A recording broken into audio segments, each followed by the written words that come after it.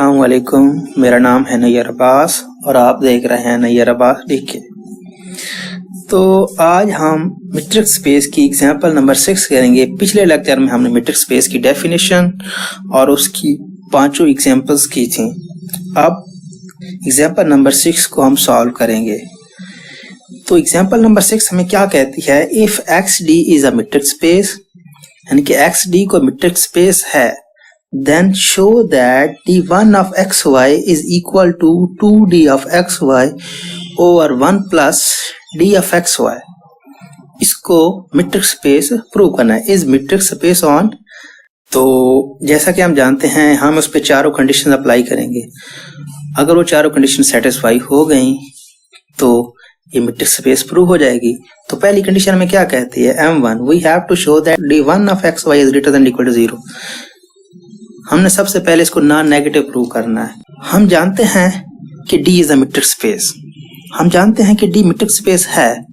अगर D metric space है इसका मतलब वो पहली कंडीशन मीट्रिक स्पेस की पहली कंडीशन को सेटिस्फाई करेगी। पहली कंडीशन के मुताबिक अगर कोई चीज मीट्रिक स्पेस हो तो वो नॉन नेगेटिव होती है। इस तरह से हम लिख सकते हैं 2d of xy is greater than equal to 0। अगर ये ग्रेटर देन इक्वल टू 0 है तो इसमें से एक और ऐड कर दें तो फिर भी ग्रेटर देन इक्वल टू 0 होगी।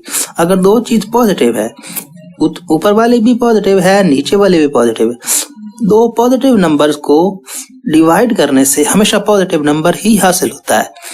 सो we can write as d1 of xy is greater than equal to 0। So m1 is satisfied। अब नेक्स्ट करेंगे m2। m2 में हमें क्या करना होता है, we have to show that if अगर d1 of xy is equal to 0, if and only if x is equal to y। दूसरी कंडीशन में अगर d1 of xy को 0 के इक्वल रखा जाए तो जवाब x is equal to y आए। तो हम रखते हैं d1 of xy is equal to 0। अगर 0 रखेंगे तो इसकी जगह इसकी डेफिनेशन पुट करेंगे जो हमें दी हुई है। तो d2d of xy over 1 plus d of xy is equal to 0। अगर ये चीज 0 है, ओवर के नीचे आ रहा है, इसको इधर मल्टीप्लाई करेंगे तो ये सारा 0 हो जाएगा। In this way 2d of xy is equal to 0। 2 भी इधर आया, 2 भी 0 हो गया। ठीक है, तो d of xy is equal to 0। अगर d of xy, तो d चूंकि d मीट्रिक है, d एक मीट्रिक स्पेस हमें दी हुई है, अगर ये चीज 0 के इक्वल है तो ये मीट्रिक भी है, ये मैं पहले दिया हुआ है।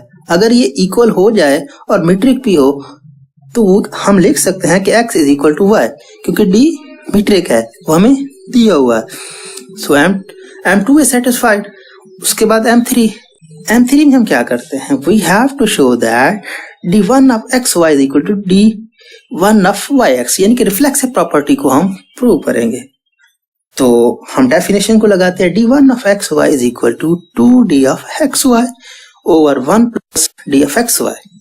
हम जानते हैं कि d मीट्रिक है, इसका मतलब है, और dxy dyx के इक्वल होगा। तो इस तरह से हम रिप्लेस कर सकते हैं x की जगह y और y की जगह x, क्योंकि d मीट्रिक है वो हमें दिया हुआ है। तो x की जगह y और y की जगह x, नीचे भी ऐसे करेंगे, x की जगह y और y की जगह x। तो ये dy of x बन गया अकॉर्डिंग टू द डेफिनेशन। तो m3 भी सेटिस्फाई हो गई। उसके बाद क्या आता है, उसके बाद आती है m4 में हमें क्या करना होता है, we have to show that d1 of xz is less than or equal to d1 of xy plus d1 of yz, यानी कि ट्राइंगुलर प्रॉपर्टी को यूज करेंगे। तो according to the definition d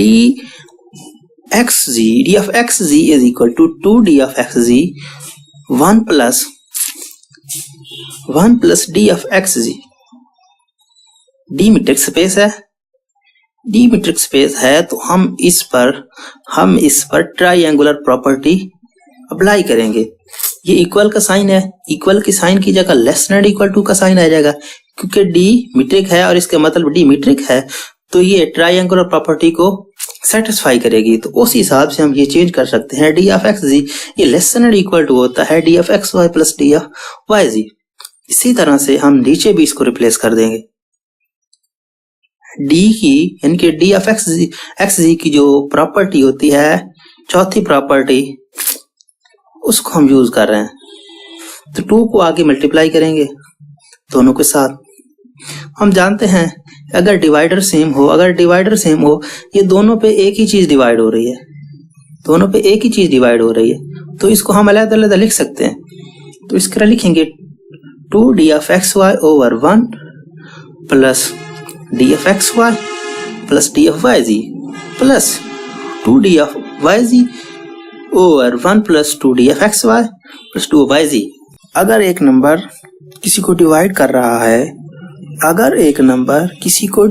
रहा है तो उसको अगर छोटा करके देंगे तो उसका जो जवाब होगा, जो उसका आंसर होगा, वो बड़ा हो जाएगा। तो इसमें से अगर एक चीज निकाल देते हैं, d of xy की जरूरत है, d of xz निकाल देते हैं। d of xz निकालेंगे, d of xz यहाँ से निकालेंगे तो ये इसका आंसर पहले से बड़ा हो जाएगा। तो एक चीज पहले ही बड़ी है तो उसको और क्या बड़ा करेंगे, ये ऐसे ही रहेगा सेम। इसी तरह से यहाँ से हमें d of xz की जरूरत है, xz रहने देंगे और d of xy को निकाल देंगे। तो एक चीज डिवाइड कर रही थी, उसको निकाल दिया, बीच में से उसको निकाल दिया तो इसका आंसर बड़ा हो गया। तो मतलब d of xz से ये पहले बड़े थे तो कुछ और निकाला तो और बड़े हो गए। मतलब इनइक्वालिटी तो सेम रही ना, वही इनइक्वालिटी रही। इस तरह से आप देख सकते हैं 2d of xy over 1 plus 2d of xy plus 2d of yz over 1 plus 2d of yz। तो ये डेफिनेशन किसकी है, d1 of xz की प्लस d1 of yz। तो ये हमारी चौथी प्रॉपर्टी वो भी पूरी हो गई कि d1 of xz is less than or equal to d1 of xy plus d1 of yz। तो M4 सेटिस्फाइड हो गया। तो अगर चारों कंडीशन पूरी हो गई हैं तो हम कह सकते हैं कि d1 जो है वो मैट्रिक्स स्पेस है X पर। तो अब हम करेंगे example number 7। If D is a matric on X, यानी कि D मैट्रिक स्पेस है ऑन X पर जो हमें पहले से दी जा रही है, then show that d1 of xy is equal to 3d of xy over 1 plus d of xy is metric space on X। Example number 6 की तरह बिल्कुल सेम, सिर्फ वहां 2 था, यहाँ 3 है और कुछ भी नहीं करना। तो M1 we have to show that d1 of xy is greater than equal to 0। तो वही same process, D matric space है तो मैट्रिक स्पेस है तो पहली प्रॉपर्टी को सेटिस्फाई करेगा। अगर ये सेटिस्फाई होती है तो इसको 3 से मल्टीप्लाई कर देंगे तो ये भी ग्रेटर देन इक्वल टू 0 होगी और 1 plus d of xy is greater than equal to 0 same. तो अगर दो पॉजिटिव नंबर डिवाइड करेंगे तो वो पॉजिटिव नंबर ही आएगा, तो d1 of xy is greater than equal to 0, M1 satisfied हो गया। उसके बाद आते हैं M2 की तरफ। M2 में हमें क्या शोर करना है कि अगर d1 of xy is equal to 0 हो, if and only if x is equal to 5 होगा, डेफिनेशन को 0 कर रखेंगे। 3d of xy over 1 plus d of xy equal to 0। तो सेम प्रोसेस, ये चीज 0 हो जाएगी, ये इसके साथ मल्टीप्लाई की तो 0 हो जाएगी और 3d of xy equal to 0 हो जाएगा। तो अगर ये 0 है तो 3 इधर गया, 0 over 3 0, so d of xy equal to 0, x is equal to y, d metric है, d of xy is equal to 0 हुआ, ये मीट्रिक है, इस वजह से x is equal to y, ये भी मीट्रिक हो गया। उसके बाद M3 में वही काम कि d1 of xy is equal to d1 of x। तो डेफिनेशन लगाएंगे, डेफिनेशन लगाने के बाद x को y से रिप्लेस कर देंगे क्योंकि d मीट्रिक है, तो ये आ जाएगी अकॉर्डिंग टू डेफिनेशन। ये डेफिनेशन है d1 of y x की। सो M3 सेटिस्फाइड। नो, अब हम करेंगे M4 में हमें क्या करना होता है कि ट्रायंगल प्रॉपर्टी को प्रूव करना होता है। We have to show that d1 of x is less than equal to d1 of xy plus d1 of yc। तो d1 of x की अकॉर्डिंग टू डेफिनेशन लेंगे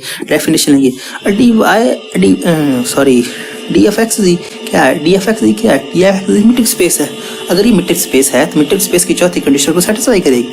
अगर ये सेटिस्फाई करेगी तो हम इस तरह लिख सकते हैं D F X G less than और equal to D F x Y plus D F Y ji over D F X वाला डी एफ वाई जी। तो इसको अलग-अलग लिखेंगे। अलग-अलग लिखने के बाद ये इस तरह कुछ लिखेंगे, three d F x y over 1 plus D F x Y plus 3 d F Y जी over 1 plus D F Y जी। तो ये डेफिनेशन है d one of x y की और ये डेफिनेशन है d one of y g की। तो M4 satisfy कर गया। तो इस तरह से D1 एक मीट्रिक स्पेस है और X पर। अब करेंगे एग्जांपल नंबर 8। एग्जांपल नंबर 8 में क्या करना है, show that D of x Y is equal to x minus Y का mod over 1 plus x minus y mod for all x y belong to R is a metric space on R। अब हमें इस function को metric space prove करना है। तो वही चार कंडीशन, सेम वही प्रोसेस। M1 हमें क्या कहता है, M1 में हमें क्या शो करना होता है, M1 में हमें शो करना होता है नॉन नेगेटिविटी, यानी कि ये वाला जो फंक्शन है ये नॉन नेगेटिव होगा। ठीक है, नॉन नेगेटिव होगा, इसका मतलब D1 of x Y equal to greater than equal होगा। तो हमें पता है कि मॉड के अंदर जो भी वैल्यू होती है वो हमेशा या तो पॉजिटिव होती है या फिर नॉन नेगेटिव होती है, मतलब 0 होती है या 0 से बड़ी होती है। तो इस तरह लिख सकते हैं x माइनस वाई का mod is greater than equal to 0। तो अगर एक चीज पहले से 0 से बड़ी है उसमें से एक को ऐड करेंगे तो फिर भी वही इनइक्वालिटी। तो अगर दो पॉजिटिव नंबर एक दूसरे को डिवाइड कर रहे हैं तो उनका जो जवाब होगा वो भी ग्रेटर देन इक्वल टू 0 होगा। सो पहली प्रॉपर्टी तो सेटिस्फाई हो गई, मतलब D F x Y is greater than equal to 0 हो गया। अब करेंगे M2 को। M2 हमें क्या कहता है, M2 के मुताबिक हमें क्या शो करना है, हमें ये शो करना है कि D of x Y is equal to 0 हो, x is equal to Y होगा। ठीक है, हम डेफिनेशन को 0 को रिपोर्ट कर देंगे, यानी कि x माइनस वाई का mod over 1 plus x minus Y का मॉड इज इक्वल टू 0। तो ये चीज इधर आई तो 0, x माइनस वाई का मॉड इज इक्वल टू 0। अगर मॉड 0 है इसका मतलब अंदर वाली वैल्यूज 0 के इक्वल हैं। ठीक है, तो x minus Y is equal to 0। अगर x minus Y is equal to 0 है तो x इधर आया तो x is equal to y हो गया, x is equal to y। So M2 is satisfied. Not अब हम करेंगे M3 को। M3 में हमें क्या शो करना होता है, M3 में हमें रिफ्लेक्सिव प्रॉपर्टी को शो करना होता है, यानी कि d F x Y is equal to D F Y जी। तो हम डी एफ एक्स वाई की डेफिनेशन लेंगे। डी एफ एक्स वाई किसके इक्वल होता है, एक्स माइनस वाई का mod over 1 plus x minus Y का मॉड। वाह, तो इसमें क्या करना है, मॉड के अंदर वैल्यू को चेंज किया जा सकता है। अगर ऐसे समझना है तो ये जो नेगेटिव है, ये इनमें से नेगेटिव को कॉमन ले, नेगेटिव हो जाएगा, नेगेटिव बाहर आया, नेगेटिव का मॉड पॉजिटिव हो जाएगा, y माइनस एक्स और ये भी y माइनस एक्स। तो ये डेफिनेशन किसकी है, ये तो डी ऑफ वाई एक्स की डेफिनेशन है। सो M3 is satisfied। अब करेंगे M4 में हमें क्या करना है, we have to show that d of xz is less than or equal to d of xy plus d of yz, मतलब triangle property d of xz की डेफिनेशन लेंगे, d of xz x minus z over 1 plus x minus z। ठीक है, तो यहाँ पे इसमें y को ऐड भी कर दें और सब्ट्रैक्ट भी कर दें, कोई फर्क पड़ेगा नहीं। ठीक है, x माइनस वाई कर दिया और ये माइनस वाई किया और ये प्लस वाई किया। ठीक है, x माइनस वाई और प्लस वाई आपस में कैंसिल हो जाएंगे, फिर वही चीज। तो मॉड की प्रॉपर्टी के हिसाब से अगर मॉड में कुछ वैल्यूज ऐड हो रही हैं, उनका मॉड अलग-अलग करेंगे। जब अलग-अलग करेंगे तो वो लेस देन और इक्वल टू का साइन देंगे। इसी तरह से हमने इसको x माइनस वाई को अलहदा मोड में किया और y माइनस जी को अलहदा मोड में किया, तो ये वाला साइन चेंज हो जाएगा, equal to less than equal to का साइन बन जाएगा। ठीक है, तो इस तरह से अब हम अलग-अलग इसको डिवाइड कर देंगे, मतलब x माइनस वाई का मॉड ओवर ये और x और y माइनस z का mod over same, divider same था। तो इस तरह डिवाइड, एक नंबर एक चीज को डिवाइड कर रहा है, अगर इसमें से कोई चीज कम कर देंगे तो जवाब बड़ा होगा, डेफिनेटली बड़ा होगा। तो एक चीज पहले उससे बड़ी है तो वो और बड़ी हो गई है, तो इनइक्वालिटी तो कोई असर नहीं पड़ेगा, वही रहेगा। मतलब x माइनस वाई की जरूरत है, x माइनस वाई रखेंगे, x माइनस जी को काट देंगे, y माइनस जी को कैंसिल कर देंगे। यहाँ पे x y माइनस जी को जरूरत है, x माइनस वाई की जरूरत नहीं है, तो इसको काट देंगे। तो ये किसकी डेफिनेशन है? ये डी ऑफ एक्स वाई की डेफिनेशन और ये डी ऑफ वाई सी की डेफिनेशन है। तो M4 is satisfied, M4 satisfied हो गया तो मसला हल हो गया, डी मैट्रिक प्रूव हो गया। अब example number 9, show that D of z1 z2 is equal to 3 z1 minus z2 का mod 5 plus 3 into z1 minus z2 का मॉड। इसको हमने मैट्रिक स्पेस प्रूव करना है, किस पे? सी पे। सी मतलब कॉम्प्लेक्स नंबर पे हमने इसको स्पेस प्रूव करना। तो पहली कंडीशन वही सेम प्रोसेस, क्या? नॉन नेगेटिविटी प्रूव करेंगे। हम जानते हैं कि मॉड के अंदर वैल्यूज 0 से बड़ी होती हैं और दो पॉजिटिव नंबर एक दूसरे को डिवाइड कर रहे हैं तो हमेशा पॉजिटिव आएगा, ठीक है। तो positive number greater than equal to 0, ये भी ग्रेटर देन इक्वल टू 0, और दो पॉजिटिव नंबर अगर डिवाइड करेंगे तो वो भी पॉजिटिव ही आएगा। So d of z1 z2 is greater than equal to 0 prove हो गया। उसके बाद M2 में क्या करना होता है? M2 में हमने उस फंक्शन को 0 को इक्वल पुट करना होता है और फंक्शन के अंदर जो वेरिएबल्स होते हैं उनको इक्वल प्रूव करना होता है। सो हम करेंगे D of z1 is equal D of z1 z2 is equal to 0 if and D of z1 is equal to z2। तो हम डेफिनेशन को 0 इक्वल पुट कर देंगे। करेंगे कैसे करेंगे? तो ये चीज 0 के इक्वल हो गई, तो ये इधर आ गए, 0 से मल्टीप्लाई होकर 0 हो गया, तो 3 भी खत्म हो गया, z1 माइनस z2। अगर मॉड के अंदर कोई वैल्यू है और वो 0 के इक्वल है तो इसका मतलब वो वैल्यूज खुद 0 हैं। अगर ये 0 हैं तो इसका मतलब ये इक्वल है, क्योंकि z1 minus z2 is equal to 0 है, तो ये इधर आके प्लस का हो गया, तो M2 इज सेटिस्फाइड। सॉरी, थोड़ी कंडीशंस आगे पीछे हो गई। चलो M3 में ये ट्राइंगुलर प्रॉपर्टी है, ये ट्राइंगुलर प्रॉपर्टी की डेफिनेशन है। ट्राइंगुलर प्रॉपर्टी को पहले सॉल्व कर लेते हैं। ट्राइंगुलर प्रॉपर्टी के हिसाब से अब हम करेंगे ट्राइंगुलर प्रॉपर्टी को सॉल्व। ट्राइंगुलर प्रॉपर्टी क्या कहती है? ट्राइंगुलर प्रॉपर्टी कहती है कि D of z1 z3 less than equal to D of z1 z2 plus D of z, ठीक है। और यहाँ पे z को ऐड भी कर देंगे, सब्ट्रैक्ट भी कर देंगे। ये सब्ट्रैक्ट किया, ये ऐड किया, तो हम मॉड की प्रॉपर्टी के हिसाब से अगर इसका मॉड अलग करना चाहें तो लेस देन इक्वल टू का साइन लगाएंगे, तो ये लेस देन इक्वल टू का साइन आ गया, ठीक है ना। तो अलग डिवाइड करेंगे, अलग डिवाइड करने के बाद ये हमारे पास आंसर आया और ये डेफिनेशन है डी ऑफ z1 z2 की, और ये डेफिनेशन है डी ऑफ z2 z3 की। M3 satisfied. अब